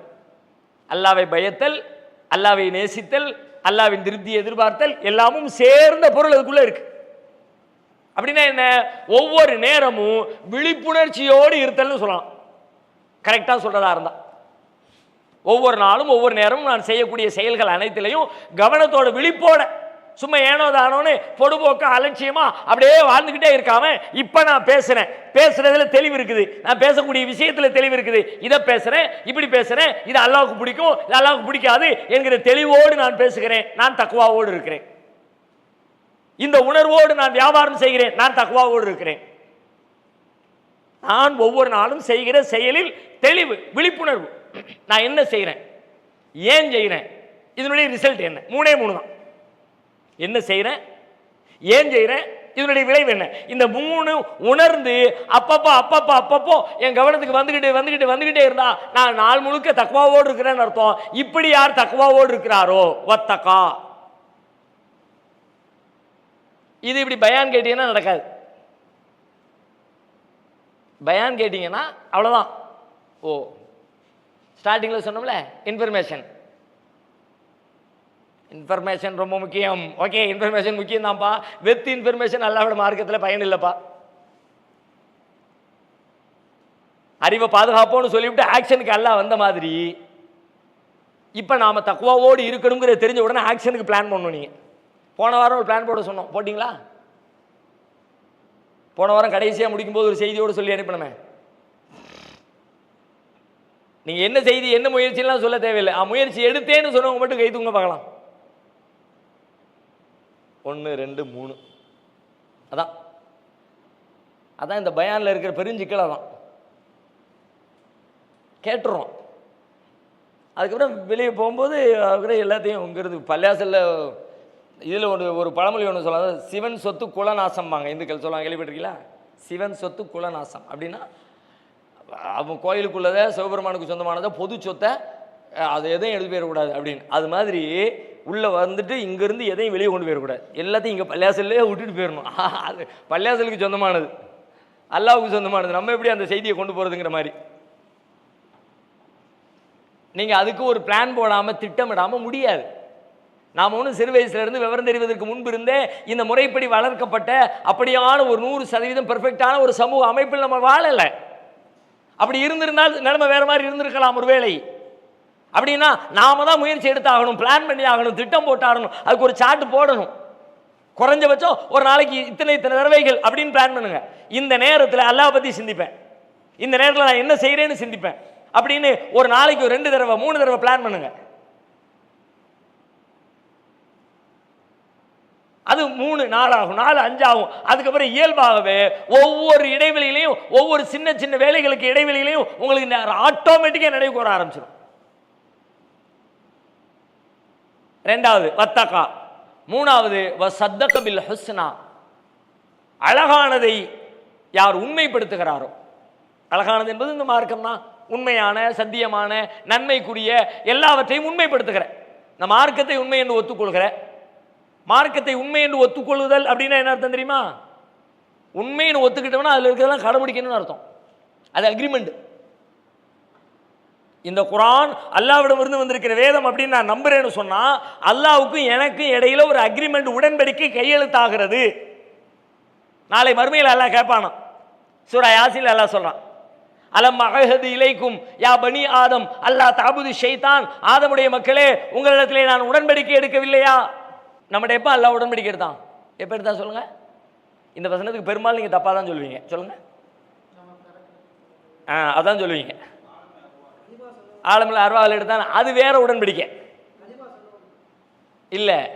இந்த இப்போ நம்ம பேசிக்கிட்டு இருக்கோம்ல, இந்த ஆலமுல் அர்வாஹில் ஆதம் நபியுடைய முதுகந்தண்டில் எடுக்க இருந்து நம்ம எல்லாத்தையும் வெளியெடுத்து நம்மிடத்தை அலஸ்து பிரப்பிக்கும், நான் உங்கள் இறைவன் இல்லையா, காலூபலா ஷஹிதுனா அன் தகூலு யௌமல் கியாமத்தி இன்னா குன்னா அன் ஹாதா காஃபிலீன், எல்லாரும் ஆமா நீதான் எங்கள் இறைவன் சொல்லிட்டு வந்தோம், இது ஒரு அக்ரிமெண்ட், இது ஒரு உடன்படிக்கை, இது நம்முடைய இயல்புல வச்சு நம்மளை உலகத்துக்கு அனுப்பினா. அதை தாண்டி இன்னொரு அக்ரிமெண்ட் இங்க சொல்றான் சூரா யாசின்ல. இங்க என்ன சொல்லலாம் தெரியுமா? அலம் மகஹது இலைக்கும் யாபனி ஆதம், ஆதமுடைய மக்களே உங்களிடத்திலே நான் உடன்படிக்கை எடுக்கவில்லையா? அல்லாஹ் தஅபுது ஷைத்தான், ஷைத்தானை வணங்காதீர்கள் என்று உடன்படிக்கை எடுக்கலையா? இது ஆலமுள்ளர்வாகல இல்லை.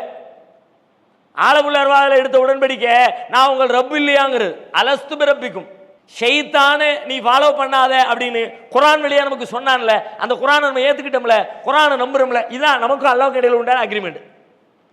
ஏன்றிருந்து வர்றதுன்னு ஒத்துக்கிட்ட, அல்லாஹ்வுடைய வார்த்தைன்னு சொல்லிட்டேன். அல்லாஹ் நான் சொல்றேன் ஷைத்தான் பகிரங்கமான விரோதிப்பா, ஃபத்தகிதுஹு அதுவா, அவனை விரோதியா நீ எடுத்துக்க நான் சொல்லிட்டேன். அப்ப நீ அக்செப்ட் பண்ணிட்டல, அக்செப்ட் பண்ணிட்டா ஓவர். அப்ப ரெண்டு பேருக்கு இடையில அக்ரிமெண்ட் ஆயிடுச்சு. நாளைக்கு அல்லாஹ் கேட்பான் அக்ரிமெண்ட் போட்டோமே செஞ்சியா? சத்தக பில் ஹுஸ்னா இங்க சொல்லக்கூடிய வசனம் அதை தான் சொல்லுது.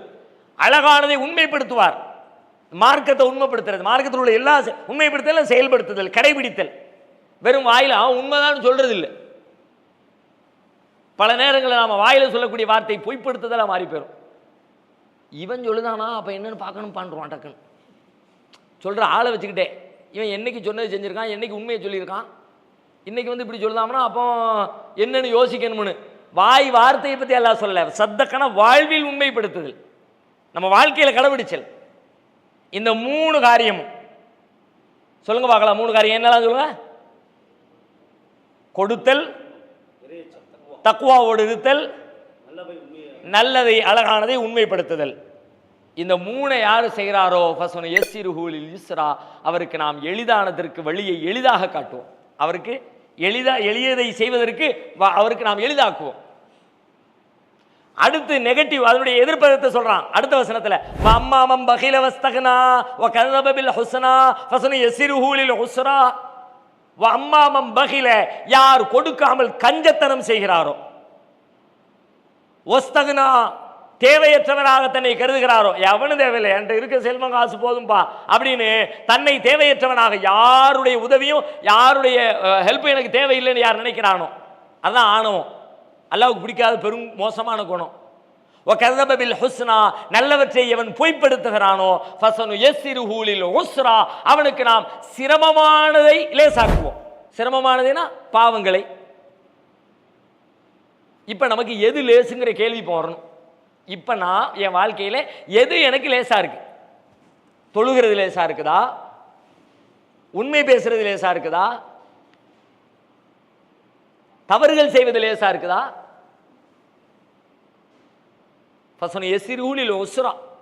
சிரமமானது, அதான் சிரமம். அதை செய்யும் போது உனக்கு லேசு மாதிரி தெரியும்பா, ஆனா செஞ்சா அதுல தான் நீ சிரமப்படுவ. இது செய்யும் போது உனக்கு சிரமம் மாதிரி தெரியும், செய்ய ஆரம்பிக்கிற நேரத்தில் சிரமம் மாதிரி தெரியும், ஆனா அல்லாஹ் லேசாக்கி கொடுத்துருவான். நீ பீஸ்ஃபுல்லா பண்ணுவ, வாழ்க்கை ஹாப்பியா இருக்கும், நிம்மதியா வாழ்க்கை, சொர்க்கத்திலே நீ நிம்மதியா இருப்ப. செய்ய ஆரம்பிக்கும் போது சிரமம் தெரியும், பிறகு லேசாயிரும். ஆனா அது செய்ய ஆரம்பிக்கும் போது ஈஸி மாதிரி தெரியும், மனம் விரும்பும். ஆனால் செஞ்சுட்டே அப்படின்னா அவ்வளோதான் முடிஞ்சு. ஃபஸ்னு யஸ்ஸிருஹு லில் உஸ்ரா, இது ரசூலுல்லாஹ்வுக்கு மட்டும் கொடுத்த வாக்குறுதி இல்லை. ஒரு ஒரு ஒரு நியதியின் அடிப்படையில் அல்லாஹ் எல்லாத்தையுமே ஒரு நியதியில் தானே சொல்கிறான். அந்த நியதியின் அடிப்படையில் அல்லாஹ் சொல்கிறான், இந்த மாதிரி உங்களுடைய வாழ்க்கையில் நீங்கள் நல்லது செய்யணும்னு நெசமாதிரி ஆசைப்பட்டீங்கன்னா, அதில் கொஞ்சம் சிரமம் இருக்குது, கஷ்டம் இருக்குது, அதுலேருந்து மீண்டு வரணும், இன்னும் இயல்பாக இன்னும் அல்லாஹ்வுக்கு அடிபணிஞ்ச மக்களாக நீங்கள் வாழணும்னு ஆசைப்பட்டீங்கன்னா இந்த 3 குவாலிட்டியை ப்ராக்டிஸ் பண்ணுங்கள். அதுக்காக ஒரு திட்டத்தை இன்றைக்கே போடுங்க. மீண்டும் வலியுறுத்துறதான், திட்டம் போடாமல் கதை நடக்காது, பிளான் பண்ணாமல் வேலை ஆகாது. வார்த்தைகளை கருத்துக்களை கேட்பதாலோ படிப்பதாலோ நாம் மாறிவிட மாட்டோம். அப்படி யாரும் மாறினது இல்லை. வெறுமனே கேட்டதனால் மாறியவர்கள் யாரும் கிடையாது. கேட்டதை கடைபிடிக்க யார் முயற்சிக்கிறார்களோ அவர்கள் வழியாகத்தான் மாற்றங்கள் நிகழும். லேசாகணும் நம்முடைய காரியங்கள், அல்லாஹ் தான் லேசாகணும். ரொம்ப அற்புதமான ஒரு செய்தி அது. அதனால தான் மூசா நபி அல்லாஹ்விட்ட கேட்ட துவாவை பாருங்க, ரப்பிஷ்ரஹ் லி சத்ரி வ யஸ்ஸிர் லி அம்ரி. யா அல்லாஹ் என் கல்பை விசாலமாக்கு, என்னுடைய உள்ளத்தை நீ விரிவாக்கு, வ யஸ்ஸிர் லி அம்ரி என் காரியத்தை லேசாக்கு. அல்லாஹ் லேசாக்கி கொடுக்கணும். அல்லாஹ் லேசாக்கி கொடுத்துட்டாம்னா உலகம் பூரா வேடிக்கை, எப்படா இதை செஞ்சான்னு நாம அசால்ட்டாக செஞ்சுக்கிட்டே இருப்போம். செய்யலாமா இன்ஷா அல்லாஹ்? நல்லது. ஜஸாக்கல்லாஹ். சுப்ஹானல்லாஹி வ பிஹம்திஹி அஷ்ஹது அல்லா இலாஹா இல்லா அன்த